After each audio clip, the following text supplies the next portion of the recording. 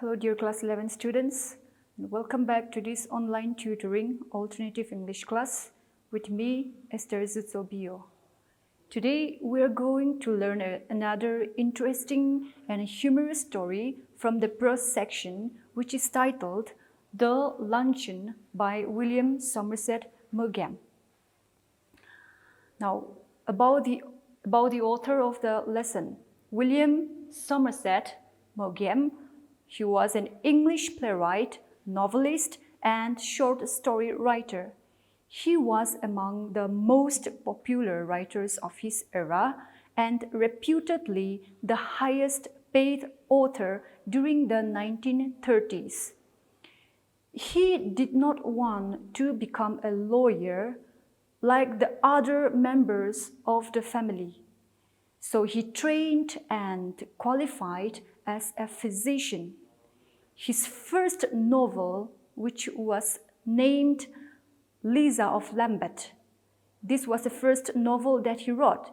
And this first novel sold out so rapidly that it influenced him so much, so he gave up medicine. He gave up medicine and gave his total time in writing, to write full time. The Luncheon, the lesson that we're going to do today, is a famous short story of William Somerset Maugham. The word luncheon means a midday meal, which is also referred to a light snack, the small meal that we take during the day. This short story is about a lady of 40 years who is a fan of his writing, and this was the time when the author has just started writing. She wins the author's favor and she expresses her wish to meet the author at a high-class restaurant for a luncheon. William beautifully exposes the fake, modest eating habits of the middle-class people with a touch of humor. So I'm sure that you're excitedly waiting to see what's given there in the lesson. So let's dive into our lesson now. We'll be discussing about a brief summary of the lesson. So a lady had met the author during the interval of the play in a theater. At first, the author couldn't recognize this lady. Then the lady started relating an incident about them 20 years ago. She started narrating the incident when the author and she met 20 years ago at a restaurant. Then the author remembered, yes, it was 20 years ago. The author was living in Paris in a small apartment and was earning barely enough to survive.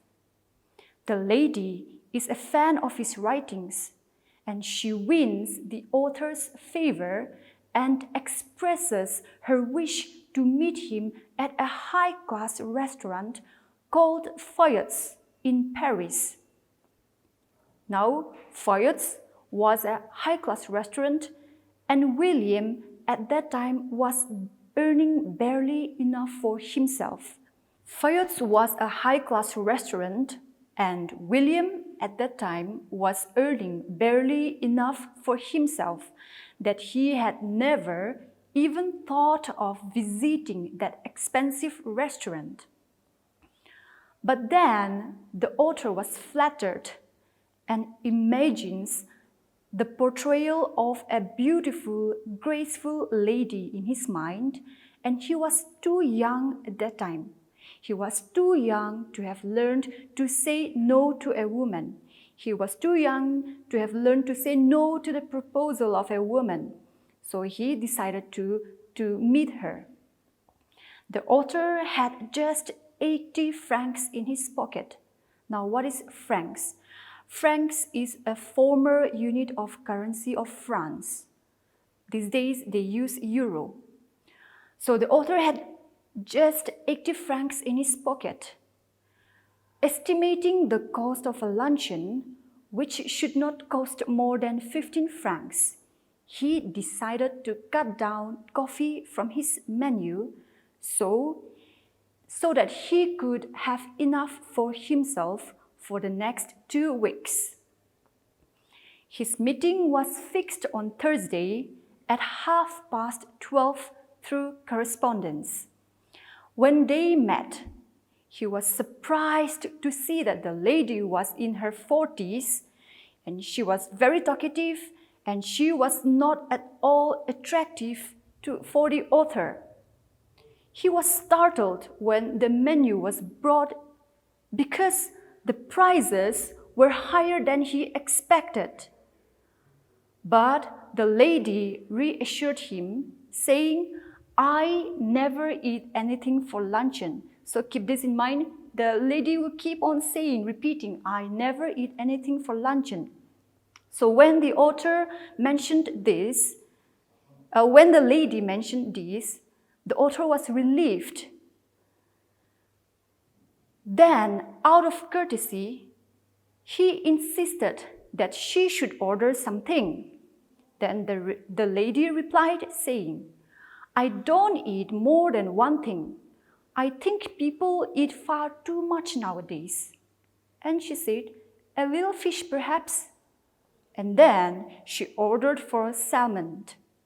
The waiter asked if she would have something while it was being cooked, and she replied, "No, I never eat more than one thing unless you have a little caviar.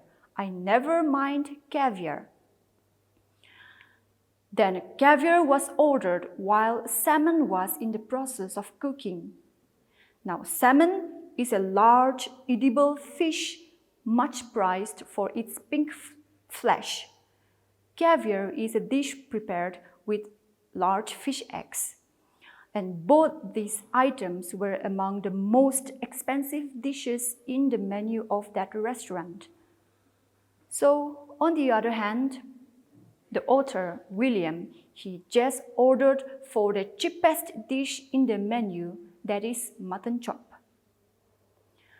Now, the woman thinks that it is so unwise to eat meat, and she said she wonders how people can expect to work after eating heavy things like chops. So after the meal came the question of drinks. She had ordered for French white wine, saying her doctors won't let her drink anything except champagne. The author turned pale and ordered half a bottle of champagne for her and mentioned casually that his doctor had absolutely forbidden him to drink champagne. Here, the author said this because he couldn't afford the drink for both of them. The woman kept enjoying the meal, chatting about art, literature, and music, while William kept wondering about the bill, because he knows that now the bill of fare was soaring above which he had anticipated. When the waiter had come with the bill, she waved him aside with an air of gesture, and she started ordering for asparagus. Now William's heart sank. He had seen asparagus in shops, and he knew that they were horribly expensive. Yet he had to suppress his emotions. So now, while they waited for the asparagus, panic seized the author. Panic seized him because now it's not a question about how much money he should have left for the month, but the question is, does he have enough money to pay the bill? Thoughts kept reeling through William's mind about how he was going to pay the exorbitant bill. It would be embarrassing to find himself 10 francs short and be obliged to borrow from her. He couldn't bring himself to do that. Perhaps he would put his hands inside his pocket and with a dramatic cry start up, saying it had been picked. Or the last option will be to leave his watch and say he would come back and pay later. So all these thoughts were going on in his mind while the lady kept on enjoying all the expensive dishes and meal and kept on chatting, saying this and that. All the same, she kept on saying that she never eat anything for luncheon but just a bite. The author was past caring now, so he ordered coffee for himself and ice cream and coffee for her. And then, to his bad luck, the waiter walked up to the table with a large basket full of fresh, huge peaches, and she absent-mindedly took one, stating that, "I have just had a snack and I shall enjoy a peach." So the woman who kept on announcing that "I never eat anything for luncheon," the woman who kept on saying this had only salmon, caviar, champagne, asparagus, ice cream, coffee, and peach. The bill was finally paid, and William found himself with just a few francs for the tip and not a penny left in his pocket for the whole month. Now, when they walked out of the restaurant, the lady advised him again, saying, "Follow my example and never eat more than one thing for luncheon." Then the author replied her with his witty comeback, saying, I'll do better than that. I'll eat nothing for dinner tonight." Then the lady replied him, saying, "Humorist!" She cried gaily, and jumping into the cab, she again said, "You're a humorist," and saying that, she drove away. Now, that incident took place 20 years back.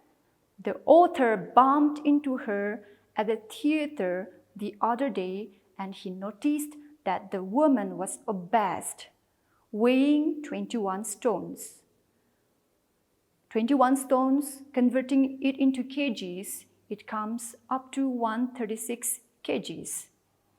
Therefore, after seeing the woman becoming very fat, William took her obesity as a revenge achieved. So with that, we come to the end of the summary of our lesson. Now, let's discuss the theme of the lesson. As we can see from the story, the theme of the lesson is appearance versus reality.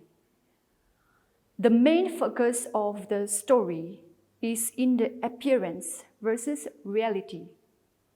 The speaker, in the beginning, wishes and imagines that his blind date, would be a beautiful, graceful woman, but she appears as a surprising blast, a total opposite of his imagination. And not only her appearance, but she also behaved the total opposite of what she kept on saying.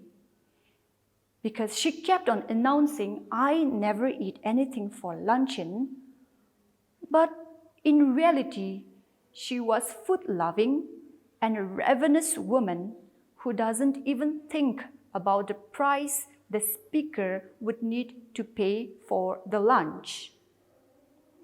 She features an excellent appetite and gobbles tons of cash too. The irony concealed in her speech helps to develop the theme most. The title, The Luncheon, literally means a light snack. But in the story, this light snack turned into an abundant and expensive meal, an elaborated meal. So this irony makes this lesson, The Luncheon, a comic book story within the true sense. So that's the theme of the lesson. Now, towards the end of our lesson, we see that the author said that he had had his revenge. The author thinks that he had had his revenge in the end. How? The woman takes advantage of the author's naivety and traps him to fulfill her hefty appetite with a luxurious and an elaborated lunch. The lunch had left him penniless. The lunch had left the author penniless. As he remembers, he had a whole month before him and not a single penny in his pocket. However, he consoles himself humorously that he has had his revenge by saying, "Today she weighs 21 stones." He proudly says that the woman is now 136 kgs. The luncheon was a painful ordeal for the author, and he believes that the immortal gods has taken the matter into their own hands and made the woman obese as a punishment.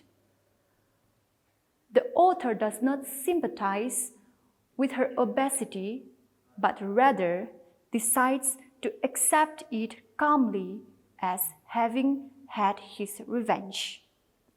So students, with that we come to the end of our lesson for today. We'll get back to you in our next video lesson. Until then, stay safe.